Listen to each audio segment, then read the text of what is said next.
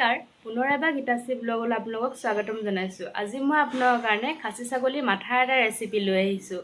আমি খাচী মাংস প্ৰায় খায়ে থাকোঁ আৰু খাচী ছাগলীৰ মাথা এনেদৰে যোনে বনাই খাইছে তেওঁলোকে গম পায়েই চাগে খাবলৈ কিমান টেষ্টি, আৰু যিসকলে বনাই নাই খোৱা তেওঁলোকে ঘৰত এনেদৰে চেষ্টা কৰি চাব বনাবলৈ আৰু খাই চাব, কেনেকুৱা পালে জনাব।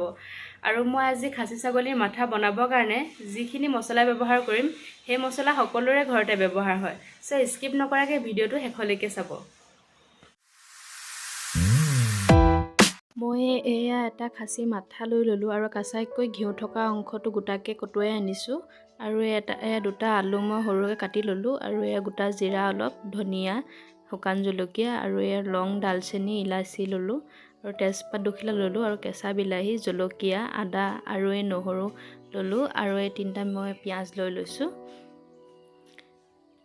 এতিয়া মই পিঁয়াজখিনি ভালদৰে কাটি ল'ম মিহি মিহিকৈ। মোৰ পিঁয়াজখিনি কটা হৈয়ে গ'ল। এতিয়া মই বিলাহীখিনি সৰু সৰু টুকুৰা কৰি কাটি ল'ম। এতিয়া মই গেছটো জ্বলাই কেৰাহীখন পাতি দিম আৰু গৰম হ'ব দিম। এতিয়া কেৰাহীখন গৰম হৈ গ'ল আৰু মই এয়া জিৰা, ইলাচি, ধনিয়া, শুকান জলকীয়া এইখিনি দি কেঁচা গোন্ধটো যাবলৈ ভাজি দিম। প্ৰথমতে দেখুওৱা নহ'লে দুটামান মই জালুকো এড কৰি দিলোঁ ইয়াত, আৰু কেঁচা গোন্ধটো যোৱালৈকে মই এইখিনি ভাজি ল'ম। এতিয়া মই এইখিনি মিক্সিত ভালদৰে গুড়ি কৰি ল'ম।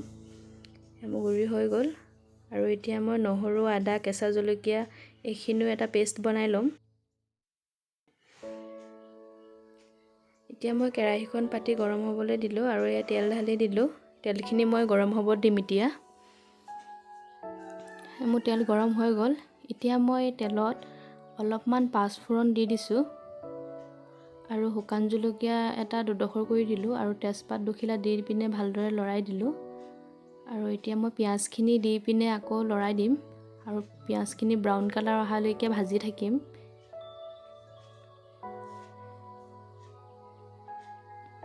মোৰ পিঁয়াজখিনি ব্ৰাউন কালাৰ হৈ গ'ল। এতিয়া মই আদা নহৰু পেষ্টখিনি দি মই এইখিনি ভালদৰে লৰাই দিম, আৰু 2-3 মিনিটমান ভাজি থাকিম।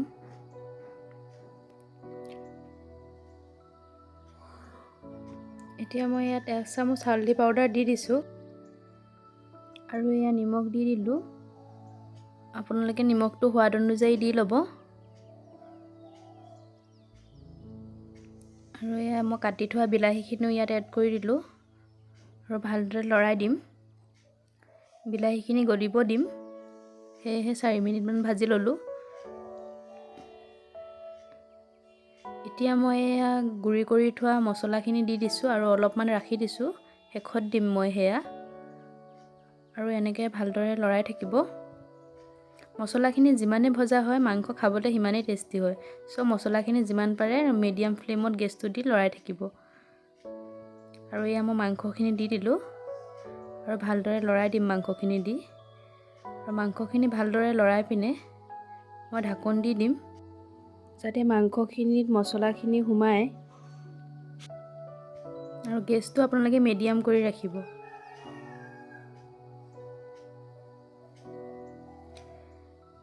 এয়া দেখিছেনে? এতিয়া মই আলুখিনি দি দিছোঁ, আৰু আলুখিনি দিও ভালদৰে লৰাই দিম।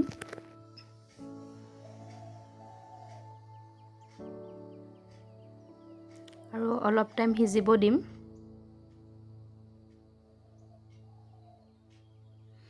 এতিয়া মোৰ মাংসখিনি পানী দিব হৈ গ'ল, সেয়েহে মাংসখিনি এতিয়া মই কুকাৰ এটালৈ দি ল'ম।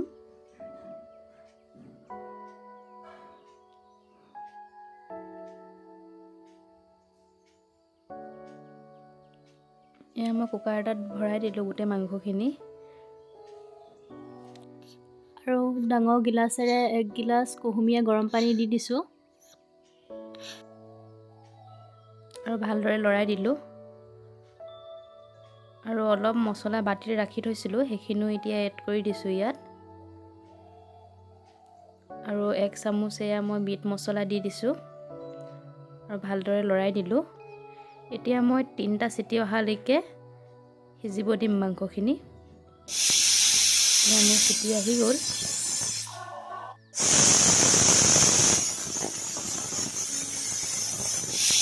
3টা চিটি হৈ গ'ল মোৰ। আৰু এতিয়া গেছটো অফ কৰি মাংসখিনি বাতিত উলিয়াই ল'ম। এয়া দেখিছেনে কিমান ধুনীয়া হৈছে। ৰেড চিলি নিদিয়াকৈ ইমান ধুনীয়া কালাৰ আহিছে। খাবলৈও বহুত টেষ্টি হৈছিলে।